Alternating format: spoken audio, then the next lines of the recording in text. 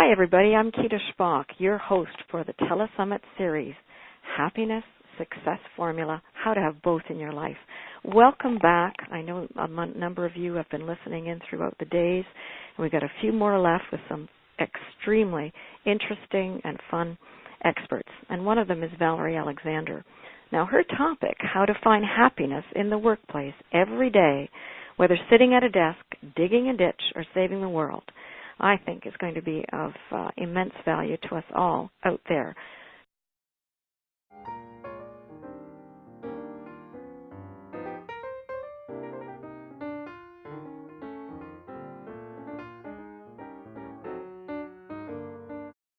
But I know that we've got a great deal to talk about in terms of what can people exactly do, Valerie, about the fact that they're unhappy somewhere. And I know you've got a whole structure of pointers to offer and do's and don'ts.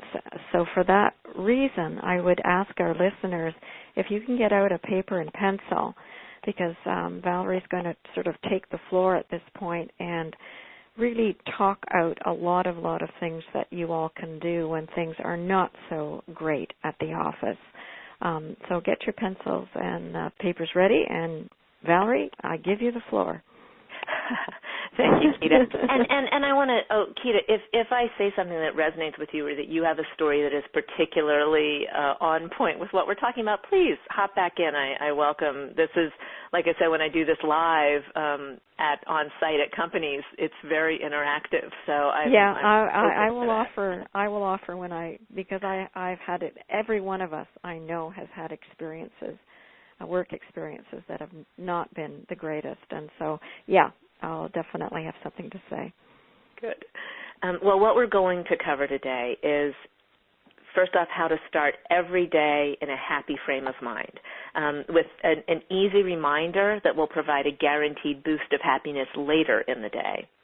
We're going to talk about how to handle the tasks that you may hate doing in your job, how to make yourself happy by making other people happy, how to create a happy environment for yourself with color and other happiness boosters, and how to avoid and respond to the toxic people in your workplace. On a side note, a lot of happiness, working happiness, can be defeated before your day even starts with your commute. I actually have written about this several times, so we're not going to talk about it today, about how to stay happy during a hellacious commute. But everyone listening today is going to get two freebies, the Happiness in the Workplace workbook, but also as a bonus, everyone will get a copy of the One Day of Fluent Happiness workbook, and that contains all of the tips for happy commuting. So if your working happiness is defeated by your commute, I have ways you can process and control that as well. So that is not covered in this particular session. But we are going to talk about how to start each workday happy. These are the 30 seconds that will change your whole day. And it's extremely important to I talk a lot about our brain activity. We have to build the neural pathways for happiness. We literally have to pave those routes for our brain. And so it's very important, as soon as you arrive at your desk or on your spot on the factory floor or standing over the fryer, whatever the start of your workday is, as soon as you get there, take 3 deep breaths and say, I will have a happy day at work today. And I want everyone to feel that, to do that right now. So everyone listening should stop right now. Breathe in and out. Breathe in. Breathe out. Breathe in. Breathe out. And say, I will have a happy day at work today. I will have a happy day at work today. And that sets your brain to be prepared for happiness to be your baseline. And the next thing you want to do, so that's your first 15 seconds of your 30 seconds to change your day. The next 15 seconds you think of something that you will accomplish today. We were talking at the outset about all these academic studies. UC Riverside did a study on workplace happiness, and they found that 74% of happiness in the workplace is correlated with productivity, that people are happier when they feel they're getting something done in their job. And often people don't feel like they get anything done. They feel like, oh, I haven't accomplished anything all day, or oh, I spun my wheels all day. I hear that a lot from people. And I want to point out that we are not recognizing all of the things we're actually doing. We don't always recognize when we achieve something, when we accomplish something. So I tell everyone, in your first 30 seconds after you breathe and say you'll have a happy day at work today, pick something you know you will do and write that down. And again, don't set yourself up for failure. Don't pick some giant goal that you've been trying to reach for weeks. This is something like, I will listen and respond to all my voicemail. Or, I will schedule my boss's lunch.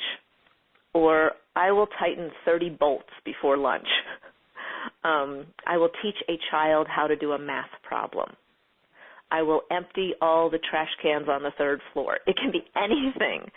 The only condition is that it has to be something you will do, that you know you will do.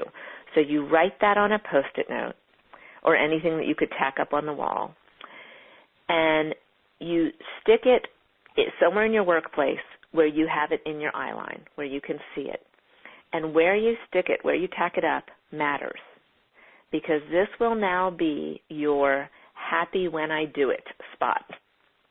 And every time you look at that note, remind yourself that you'll be happy when you do that one thing.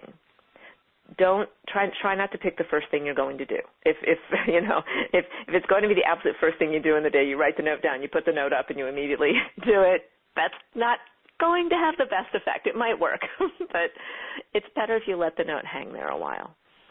Then, when you do that one task, when you do the one thing that's written on your note, move the note to a different spot also, maybe on the other side of your computer, maybe a different part of your desk, maybe just to a different pocket in your overalls. But if you move that note to a different spot, this becomes your happy that I did that spot. And you have to let the act of moving the note remind you of what you accomplished. You got something done today. You were productive. So no matter what other tasks are still hanging over your head, no matter what answers you're still waiting for from other departments, you have something tangible that you did, that you were productive, and you have to acknowledge it. Don't diminish it. Let it make you happy. Even if it was something small, like opening all the office mail. If it needed to get done, and you did it, and it took time to do it, reward your productivity with happiness. Don't beat yourself up over what you don't get done, and reward yourself for what you do get done. And then at the end of the day, throw away that note, and tomorrow start over with a whole new one. So right now, I would love for everyone who's listening to think of something you will get done at work between now and the end of the day. Or if you're not at work, then when you get to work, write it down and tack it up in your happy when I do it spot. And every time you glance at that, think about when you do that thing, it's going to make you happy. And then when you do it, move the note to the happy that I did it spot. Don't skip the step of moving the note. And really don't skip being happy about a job that you got done. So that's how you start your day, on a happy note. That's how you set yourself up for happiness at the start of the day, again, regardless of what your job function is. Now, sounds good to me. Yep. my note is tacked on the right side of my computer. Perfect. Yep. And when you move it, you'll discover you actually feel a little boost of happy. All right. Now, many people have a task in their job that they hate. There's something they dread doing, and they put it off for as long as possible. there are better ways for our brains to approach these kind of tasks as well. If it's a small little task, like opening the office mail, make that your happy note. If it's just something every day that you have to do, like, I don't know, emptying the trash somewhere or whatever, make that your happy note and make that be the task that when you complete it, you let it make you happy. That's the small thing. If it's a slightly larger task, what I call the medium task, a really good way to approach this task is to come up with 5 ways that doing it will make you happy. Think of 5 things that about doing this task that will make you happy. And this is, it's funny. People make fun of me because they say, "Oh, you're stretching, you're making things up." In my regular happiness workshop, not the workplace one, I use the example of a root canal. I say, if you have to get a root canal, think of 5 ways that getting a root canal might make you happy. And the interesting thing is, as a group, we always come up with 7 or 8. People start throwing things out. I'm happy I'm happy I get half a day off work to get a root canal. I'm happy there are drugs involved. I'm happy I can afford it. I'm happy that the pain in my tooth will go away soon. Right. Well, this kind of mental process can be applied to anything in your job that you hate. If you work in a boutique and once a week the new clothes come in and you're the person who has to iron them, that could be the kind of thing you hate. And as long as you tell yourself, I hate this, as long as you tell yourself, I'm dreading this,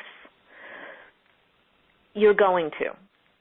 I'm not going to give away the punchline on this. The 5 ways you can enjoy ironing clothes is in the Happy in the Workplace workbook. So when everybody downloads that, they'll see a list of the 5 ways ironing clothes will make you happy if you work in retail.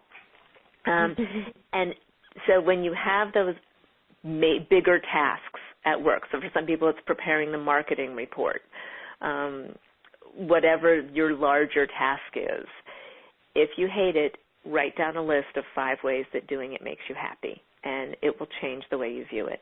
Now, sometimes a task is even larger or more onerous, and it's hanging over everybody's head. You can't stand it. When I was practicing law, I was a corporate finance securities lawyer. We represented companies that were going public. We represented the investment banks that were taking them public. And we also represented a lot of investment firms that had large holdings in many public companies. And these firms are partnerships. So when you have to file reporting documents with the SEC of major shareholders, we had to file separate documents for each partner in each firm for each company they held stock in. And this had to be done quarterly. And it was just an incredible pain. And the associates, it's always the junior, the least important, the junior associates had to do it, and we always hated it. And the attorney in the office next to mine, he and I were talking about, it took about 2 or 3 days to do this. And I said to him one day, we should just set up in the conference room and pull an all-nighter and get this done and do it as a team. And he said, that sounds good. And we did that, and we ordered food, and it became a much less painful task. Rather than he and I each separately doing all of the companies that we represented or all of the investment funds that we represented, we made it a team effort. We took laptops into the conference room, and we did it from there. The following quarter, other associates started joining us, and this became now the method by which these kind of filing reports got done. Is it became an all-nighter, it became a party, and everybody involved. You could leave and go find a partner's office that had a couch and sleep for a couple hours and then come back. But it kind of became something we looked forward to each quarter, having been the thing that for years everybody hated most.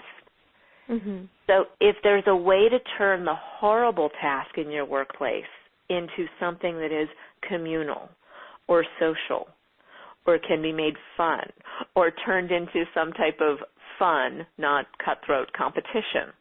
Yeah. And there's another possible way of processing the horrible task. My niece had a temp job for a while where she was working in an office. It was the first office job she ever had in her life, and she actually discovered that she kind of loved it. But most of what she did was filing and, the jobs that you give to the untrained temp, essentially. Mm-hmm, mm-hmm. And one of the women that she worked for was responsible every week. They had a weekly newsletter for doing the layout of this weekly newsletter, and this woman hated it. She was intimidated by the layout program. Well, my niece had been an editor on her school newspaper, and she loved laying out newsletters. She loved doing graphic layout. That's the words I'm looking for. And so she said to her one day, "Oh, I would love to do that." And this woman's eyes nearly popped out of her head. She said, "You would love to do that?" And so it's something we never consider, but the task you hate might be something someone else would love. Yeah. And if you can trade off between them, companies should have far more group meetings. If you're in a working group, if you're in an environment, maybe just even all on the same floor or all in the same department, this is the kind of thing you want to organize. You want to sit down with everybody over a lunch one day and find out, what does everybody love doing and what does everybody hate doing? Because there may be ways to trade this off to make everybody happier. Mm-hmm. And that I want to lead right into the next point about making people happier. One of the best ways to be happy at your workplace every single day is to make other people happy at the workplace every single day. And this doesn't have to be, laying out the newsletter for them. Just say nice things to people. Give someone a nice compliment. How often in life do you think of something nice about someone and then don't say it? Yeah. How many times are you in a restaurant and you see a woman walk in and you think her dress is beautiful, and then you just sit there? I have, in the last few years, I have tried to make a conscious effort to find a way to go tell that person the nice thing I thought of them, even total strangers. Oh, absolutely. I think, or even if somebody's coming down the street, giving them a smile. Mm-hmm. Some of them are so disarmed by that behavior, Valerie, and it's time we made that totally normal. And you have no idea how much you might have just changed that person's day. Mm-hmm. I was having a terrible, terrible day one day, and I got into an elevator in an office building with a man named Steve Jordan that I am now friends with. Because of this, there were two other women. They seemed grouchy. I was having a horrible day. Steve Jordan stepped on the elevator, and he just says, "Hello, ladies." And it changed my whole day. And I try to be that person as often as I can. Mm-hmm. And in your office or in your factory or at your daycare center, be the person who says the nice things. Be the person who brings in flowers from your garden. Brew a fresh pot of coffee in the break room. Offer to take a task off someone else's desk if it's not going to be too disruptive to your workday. And more importantly, learn the name of the cleaning woman or the security guard in your building. Greet that person by name every day. Being nice to others, no matter how you're being treated by your boss, by your clients, by your customers, being nice to others will make you feel happier every day. And I like to make things into ritual. I like to make it a chance to train your brain. So set an alarm or just pick a time every day, maybe around 3 or 4 o'clock in the afternoon, right when you're winding down anyway. And stop Take a deep breath, because deep breaths really recenter your happiness. Take a deep breath and reflect on the ways you've been nice to other people in your workplace that day. And if you can't think of any, go do something nice before you leave. Make sure you're keeping your workplace friendly. You know what I do, Valerie, and again, it was just happenstance. I sometimes go to the coffee shop to read my paper, and I just started, for whatever reason, I think one of the custodians approached me and asked if I was finished with the paper. And I said, sure, you can have it. Well, you know what? That became the ritual. When I finished with the paper, Lawrence got the paper. That's wonderful. And sometimes, and I still do it, and even though, I even search him out. And he gets so excited in the sense, he says, what are you doing walking all this way? Well, who's not going to walk? And the other thing is, as you say, Valerie, it's really a small act, but boy, it just lightens somebody else's day. And I'm just hearing the happiness in your voice talking about it. It lightens your day, too. Oh, yes. Yes, absolutely. There's one of the best things you can do is just pay for the coffee of the person behind you. If people are like, what can I do? Like they're like, I don't have a person I can give my paper to, or I didn't see anyone to say something nice to. Once a month, pay for someone else's coffee, and it's amazing how just good that makes you feel. So, one of the other things that makes it much happier to be at work every day, especially when you're treating everybody nicely, is to have a happy environment, to make sure that the workplace you go to spend your time in reflects your happiness and is happy back to you. I want to make sure we get to the section on toxic employees, so I don't want to spend too much time on this. In my book, Happiness as a Second Language, I talk about ways that you can use color to make yourself happy. And this is also included in the 1 Day of Fluent Happiness workbook, which everybody's going to get for free. I hope everyone takes advantage of that. The short version of that is to think of your happiest memory from childhood, from, not necessarily childhood, but from your past. And it shouldn't be something giant. It shouldn't be your wedding day or the day your child was born. It should be a small, happy memory.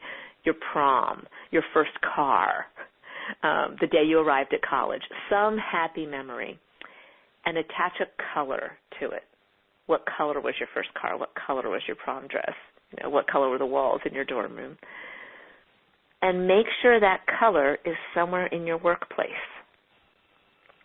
And every time you feel yourself spiraling into unhappiness, look at that color and let it remind you of your own intrinsic happiness, of that little burst of joy you had at that moment that you still retain today.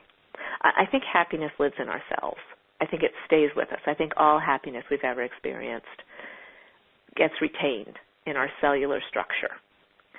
And I want people to find ways to access that quickly and easily. Yeah, it's like activating it, isn't it?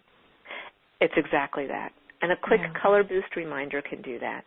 Mm-hmm. And the other way to be happier every day, if this is allowed on your job, and if it's not, people should see if they can change that. They should talk to their supervisors, is to have a small token of happiness somewhere in your environment. I work from home now, but I have an office in my house, and I have committed hours that I spend in my office. And I have a gardenia bush out in front of my house, and the gardenias are just starting to bloom. So when the gardenias are in bloom, about every 3 days I go and I pluck a little gardenia, and I drop it in a small bowl of water, and I keep it at my desk. And not only does it make the place smell great, but every time I look at it, I'm happy. I think about how much I love having that bush out front. I love that there's a little gardenia at my desk that I was able to pick from my front yard. It's such a tiny, stupid thing. It makes me so happy. And if you can do something like that in your workplace, it will make you so happy. And I have to go off and tell a small story here. There is a 7-Eleven near my house. It's walking distance from my house. That's actually where I get my coffee every day. And there's a clerk at that 7-Eleven, Ramesh, who I love because I only drink decaf, and they generally don't brew decaf literally until I walk through the door. He sees me come in, he goes and brews a fresh pot of decaf. And we were talking about happiness. We were talking about this talk actually at least 2 weeks ago. And I was telling him about the idea of just having some little token of happiness at your workplace. And the next time I went in there was a little plant, a little, I don't know what it's called, but it was just one of those little potted plants that you get at the grocery store, basically, next to the cash register. Uh-huh. And I asked him, I said, is that your happy plant? And he said, yes, it is. And then, this is better. When I was there later, he wasn't there, and it wasn't there. Oh, for heaven's sake. He brings it from home. He sets it next to the cash register while he's working at 7-Eleven, and then he takes it home with him at the end of his shift. It's like it's his companion. It's like his little companion. It's his friend on the job. You should ask him if he has a name. If it has a name, I'd be curious. I love that. I will absolutely ask that next time I see him. Yeah.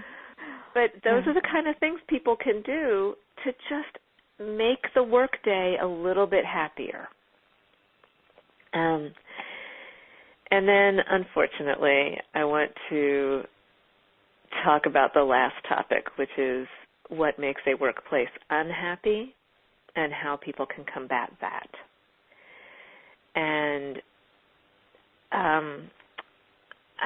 I give this talk at companies. When I do it, it's in 2 sessions. Like I said, the morning one is for the employees, which is this talk plus a lot of other useful techniques for employee happiness, and the afternoon is for management, which is how to create a happy workplace for the employees.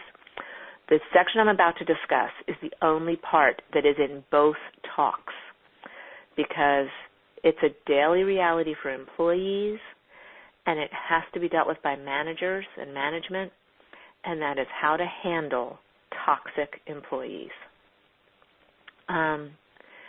Because every place I've ever worked, there has been somebody who I would regard as toxic. And when I do this live, when we're on site, I have the audience write down 2 words that they think of when I use the phrase toxic employees. So everyone listening, take a moment, write down right now what you're thinking. When you hear the phrase toxic employees, what does that make you think of? Just write 2 words.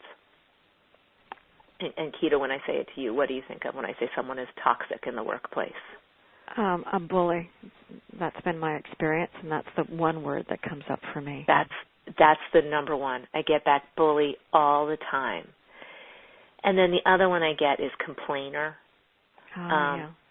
A blamer, somebody who blames other people for what they're doing wrong. A manipulator, a screamer, a gossip, a tattletale. Everyone has a different interpretation, but the 2 things are certain. Toxic employees cost good employees. Employees cost companies their good employees. I have seen this every place I've ever worked, from law firms to investment banks to universities to film sets. When one person is allowed to be toxic, good people leave.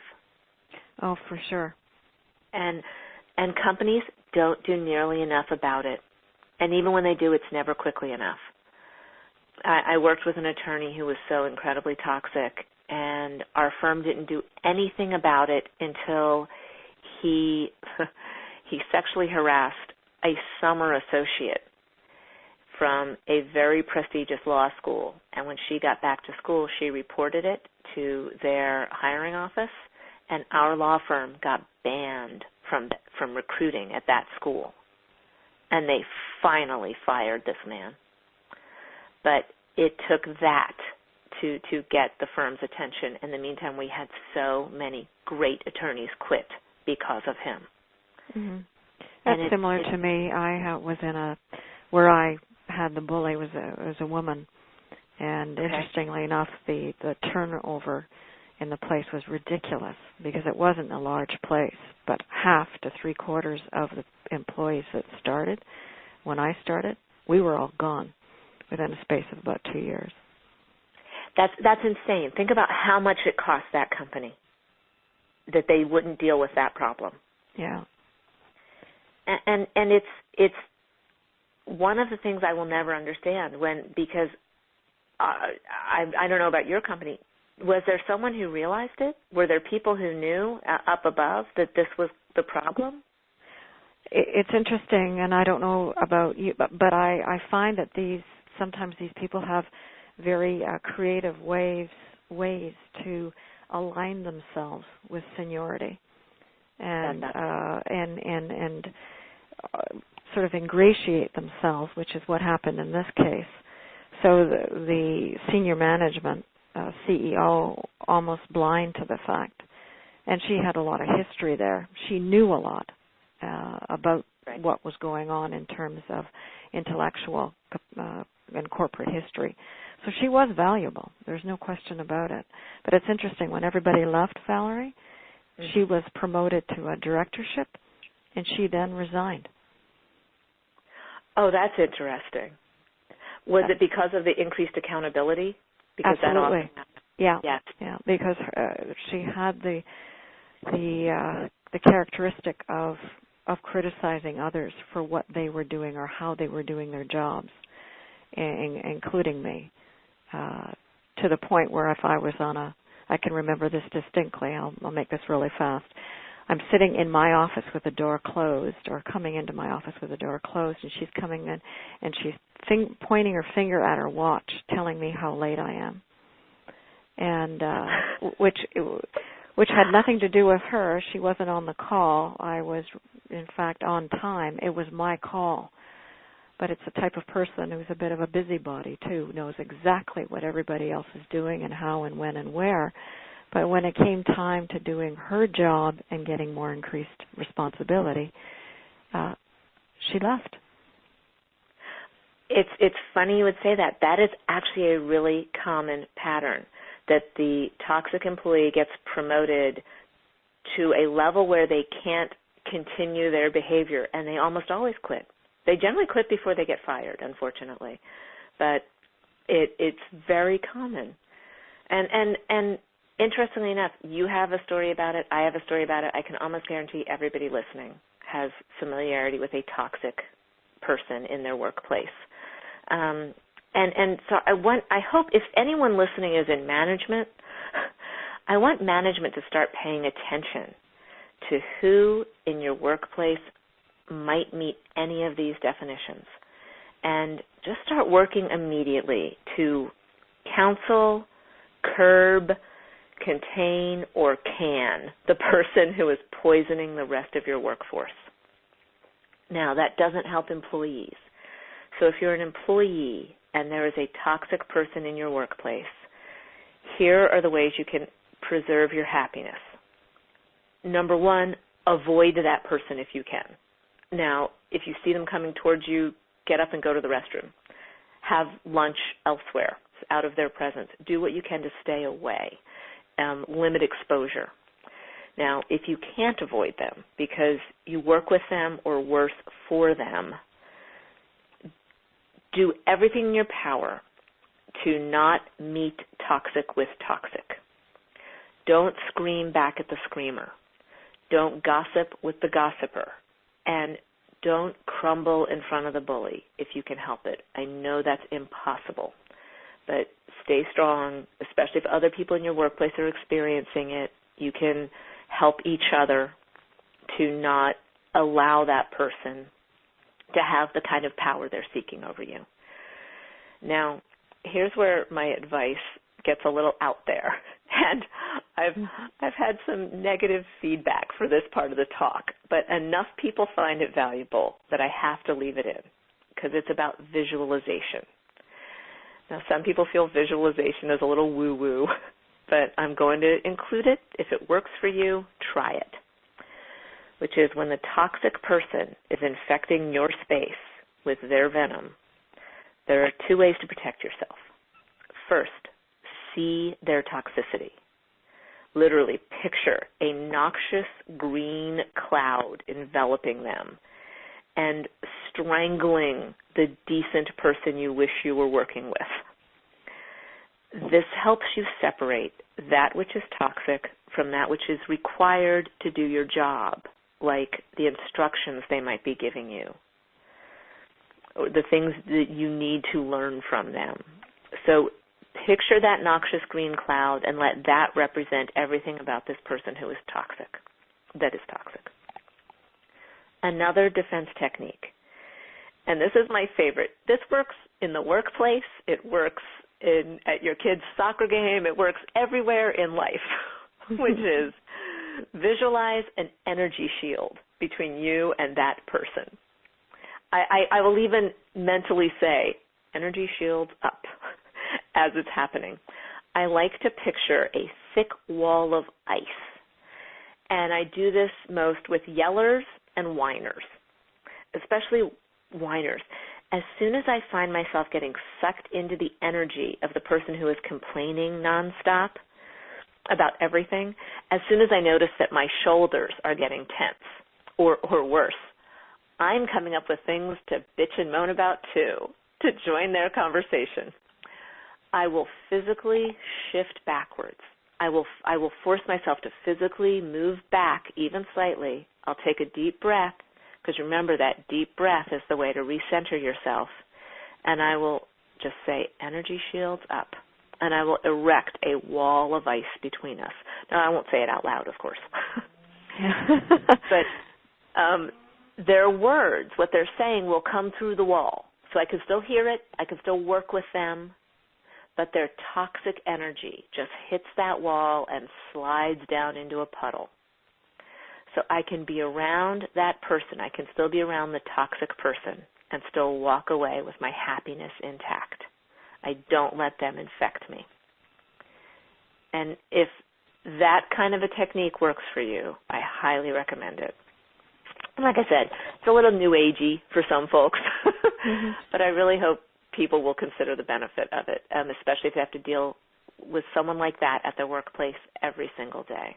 Yeah, well, there is an exchange of energy between us, isn't there, Valerie? There really is. And if we're wanting to prevent that negative energy from seeping into our space, I tell you that wall you're talking about is just the thing. It's really helpful. When I catch myself getting sucked into negative energy, I just, you can put a stop to it immediately. And also, I would be remiss if I didn't say to everyone listening, don't be the toxic person in your workplace. I'm sure most people who are toxic don't realize it, but it is our obligation as members of the human race to pay attention to how others react to us, to see if they leave encounters with us happier or feeling worse. And if someone tells you you're the toxic person in the office, take that to heart and really work on your own happiness. Work on being happy as a person, because I will tell you, happy people aren't toxic. And, if you need a place to start, there's this book called Happiness as a Second Language. Okay, there you go. But no, there are all kinds of happiness courses and books and training, and if you can help yourself to be happy, you will stop being toxic. No question. Yes, indeed. Yes. Yeah. So this has been great. I hope it's been helpful. I hope it's been useful. Everyone listening today will get a free copy of both workbooks, The 1 Day of Fluent Happiness and Happiness in the Workplace. And if anyone listening works for a company that has an interest in increasing productivity, lowering costs, maximizing profits by having a happy, engaged workforce, especially if anyone is in management or HR, reach out to me about coming to give the Happiness in the Workplace seminar on site. That seminar, it's far more interactive, of course, and everyone in attendance gets a copy of the book, Happiness as a Second Language, plus other great swag. So that's marvelous, Valerie. Thank you. And the most important part of that seminar is that the managers and the employees who attend it leave with actionable changes that they can undertake immediately. It's not, thought processes that they have to work through. It's literally tasks. It's the idea of writing something down on a note, putting it on one side of the computer, and then moving it to another side of the computer. It's individual tasks they can start doing immediately. Yeah. Well, I was going to say, Valerie, I find it so refreshing when happiness is talked about and that there are practical applications that people can come away from this conversation and actually be able to implement, execute, and realize, yes, I am doing something that is going to make me happier. That's a great tangible, Valerie. That's great.